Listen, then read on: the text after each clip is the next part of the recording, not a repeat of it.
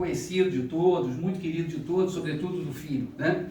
Mas, além dessas artes, nós temos a literatura. Agora sim, isso foi o prólogo. Agora a gente entra de verdade no nosso tema, só para mostrar que a arte é capaz disso, né?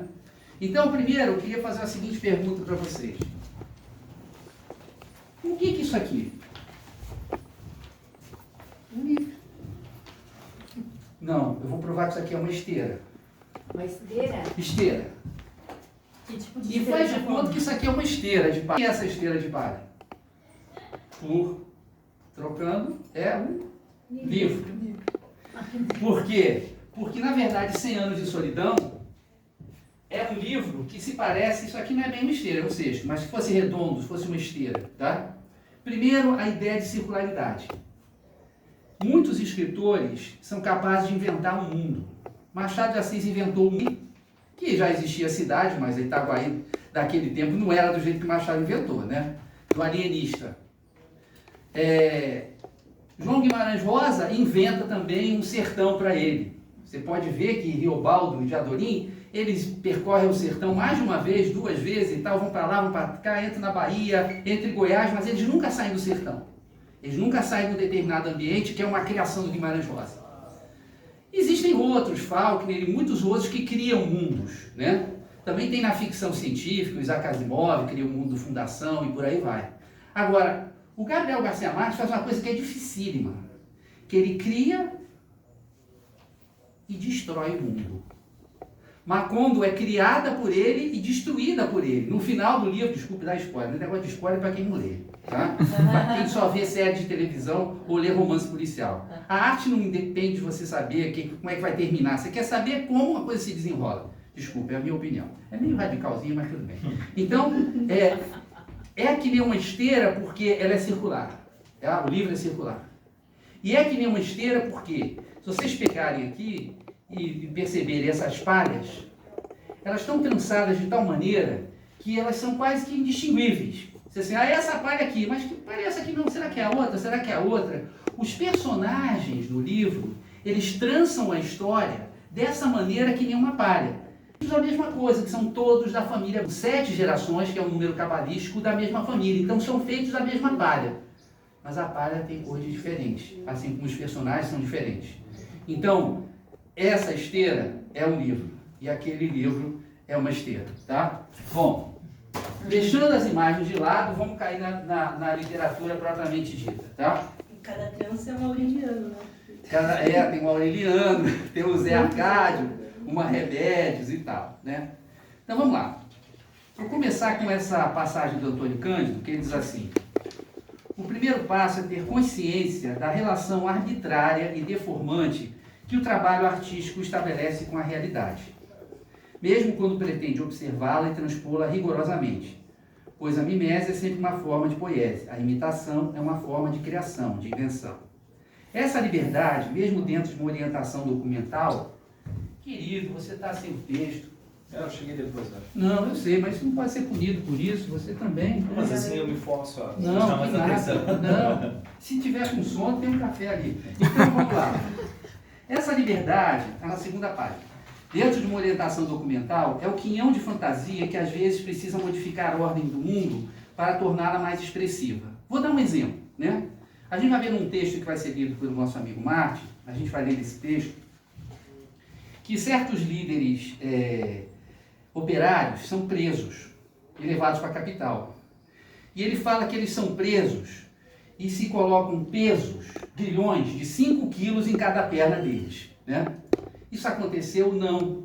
Mas isso expressa exatamente aquilo que as autoridades e que a repressão gostaria de fazer com eles, entendeu? Como não pode, como finge que está no mundo civilizado, simplesmente algema os caras. Mas se eles pudessem, botaram realmente grilhões de 5 quilos. Então, esse desvio do documental, esse desvio do real, ele na verdade revela muito mais o real. Porque se a arte estivesse aqui para imitar o real, não precisava. Você apontava e falava, tá o real. Olha lá, uma mãe e a filha dela. Não, mas você não consegue expressar, né? Você consegue expressar pela escultura do Henry Moore. Então, da mesma maneira, a literatura, às vezes, ela exacerba ou se desvia do real para mostrar uma coisa que é fundamental nesse real.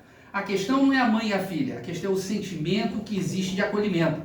aquela escultura se chama Mother and Childhood, que é o capuz. Então a mãe, ela protege a filha que nem um capuz. Se vocês olharem depois, olharem novamente a escultura, né? Essa mãe, mais do que uma cabeça, ela é um capuz.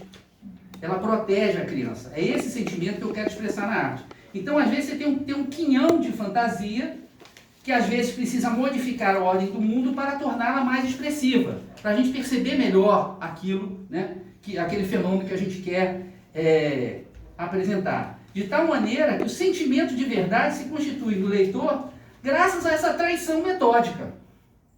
Se você quiser escrever um livro de ficção que você simplesmente vai descrever como é a realidade, o leitor não vai ter sentimento nenhum. Você tem que, de alguma maneira, alcançar o sentimento do leitor através desse truque, através daquilo que o Roland Barthes, na citação seguinte, diz: essa trapaça salutar, essa esquiva, este logro magnífico que permite ouvir a língua fora do poder, o próprio poder da gramática e o poder da realidade do documental. Na ficção tudo é possível, né? Ficção vem de fictio, que é algo que é inventado, que é criado. Não é algo que é falso. Não é algo que é mentiroso. É simplesmente algo que é criado. Aquele livro ali é verdadeiro. Tem uma passagem do Guimarães Rosa, do Hora em Vez de Augusto Matraga, né? Que o narrador diz assim: isso que eu contei ao senhor é a absoluta verdade, porque é uma história inventada e não acontecida.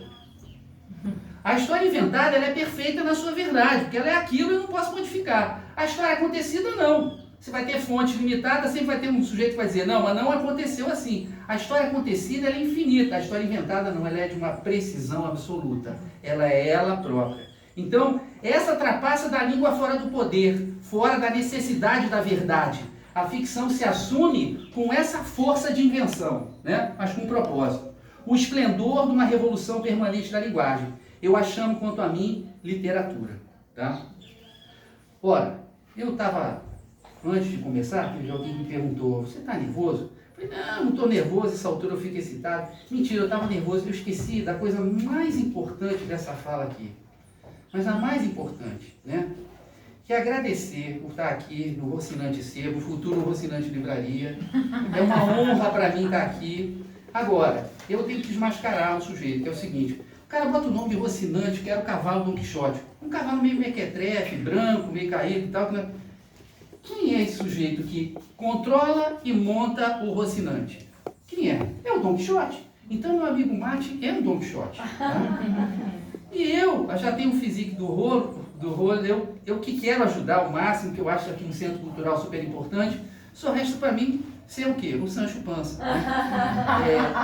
Agora, se vocês acham que foi fácil eu conseguir convencê-lo para eu poder vir aqui falar com vocês, nossa, eu tive que trazer quase que toda semana, às vezes 2 vezes por semana, aquele pastelzinho de frango ali com palmito, para ver se amaciava o homem. Como esse homem é incorruptível. Se você oferecer 1 milhão para falar da livraria dele, se não tiver a ver com a livraria, ele não topa. Mas traz pastéisinhos para ver se ele topa. Né? Eu trouxe comida desde o meu dia. Então é isso. Tem que trazer pastéis. E aí de quebra, né? Eu já trago também uns docinhos para a Flávia, que ela também já fala: não, Martim, deixa ele fazer. Não vai ser tão ruim. Fica mais fácil. Aquela coisa. Então, sem brincadeira, para mim é uma grande honra estar aqui. Aqui eu fiz os meus primeiros amigos de Blumenau, né? Espero que não sejam os últimos, mas se forem os últimos, eu já estou muito bem também. A gente está inaugurando a sala, né? Não preciso. Muito obrigado. Inaugurando essa sala aqui. Mais uma honra.